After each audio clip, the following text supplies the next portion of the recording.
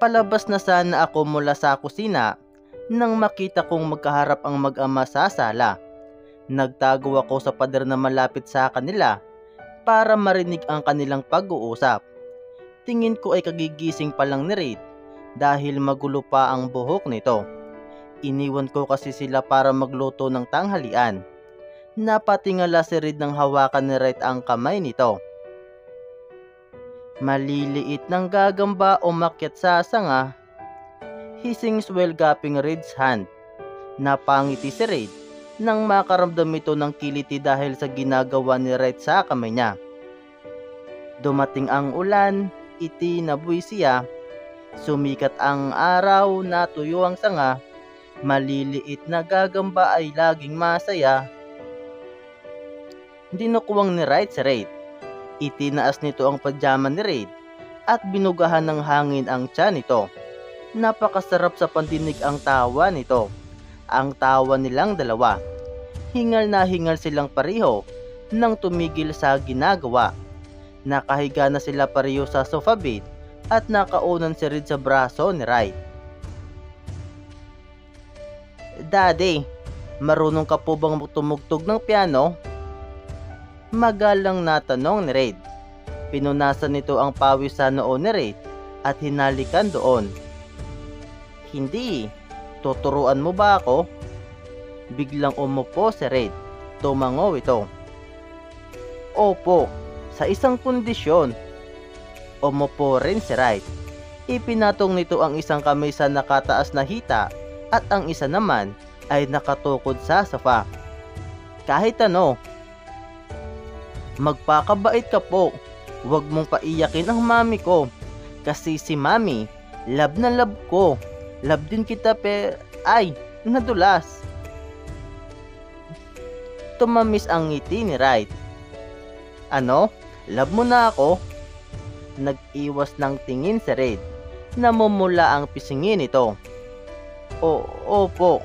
Ang bilin sa amin ng teacher ko, kailangang mahalin ng magulang. Daddy kita, kaya mahal din kita. Kaso, bawas love points ka kasi po pinaiyak mo si mami kanina. Babawi ako anak, pangako. Itinaas ni Reid ang kanyang kamao at itinikwas ang hinliliit nito. Sabi ni Ate Bobay, kapag daw nagpinky promise, hindi pwedeng bumali ng pangako. Kaya daddy, kapag napako ang pangako mo, magagalit na po ako sa iyo.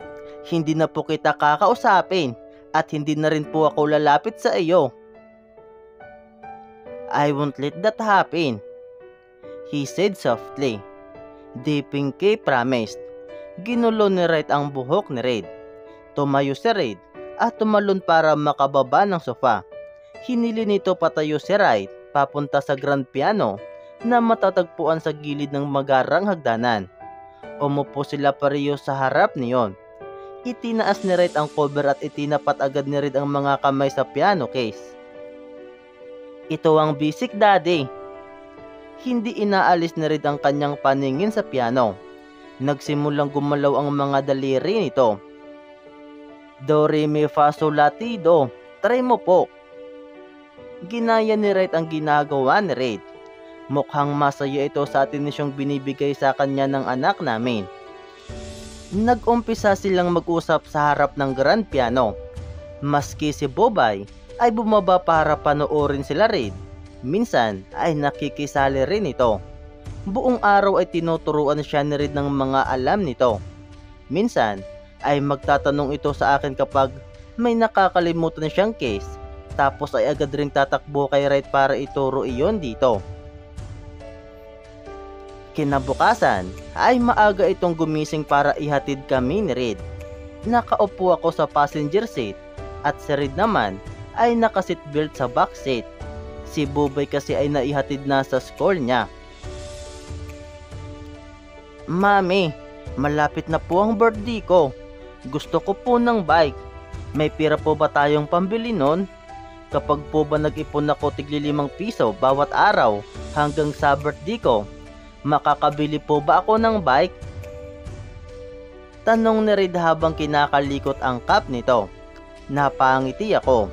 Narinig ko rin ang mahinang tawa ni Wright. "Huwag ka nang mag-ipon, baby. Ibibili na lang kita." "Mami, narinig mo yon? Ibibili daw po ako ni Daddy. Hindi ko na kailangan mag-ipon ng tigli-5." Masayang sabi ni Raid. "Yes, baby, narinig ko. Put your shoes on. Malapit na tayo sa school mo," I said softly. Sumunod ito. Pinatay ni Wright ang makina ng sasakyan at lumabas. Maraming tao ang napatingin kay Wright. Binuksan nito ang pinto ng backseat at tinanggal ang pagkakaseatbelt ni Raid. Humalik sa pisngi ko si Raid bago ito bumaba. Pumunta si Raid sa likod ng sasakyan para kunin ang bag ni Raid. Sumaludo sila sa isa't isa bago pumasok si Raid sa malaking gate ng school nito.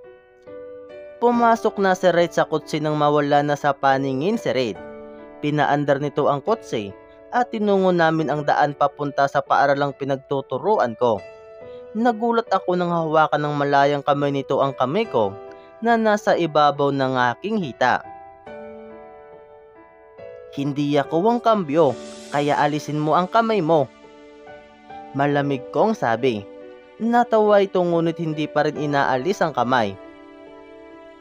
"Alam mo, nung nakita kita, naging 20 ang favorite kong number," sabi nito.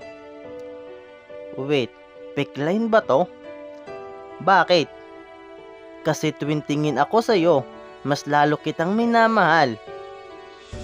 Humigpit ang hawak nito sa aking kamay.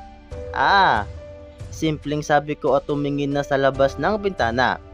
Narinig ko itong nagbuntong hininga. I bit my lower lip nang haplusin ng hinlalaki nito ang likod ng palad ko. Napakarahan yon. Parang hinahaplos nito ang buong pagkatao ko.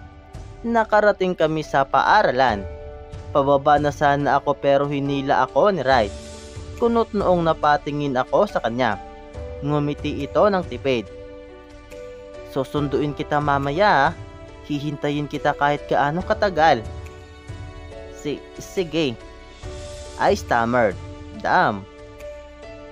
Nanindig ang balahibo ko nang maramdaman ng malambot nitong labi sa ibabaw ng aking palad. Nagwala ang puso ko nang magtagpo ang aming mga mata. Lumayo ito at pinakawalan ng aking kamay. Parang nakaramdam ako ng panlalamig nang hindi na maramdaman ang mainit nitong palad. Nagmamadali akong lumabas ng kotse nito.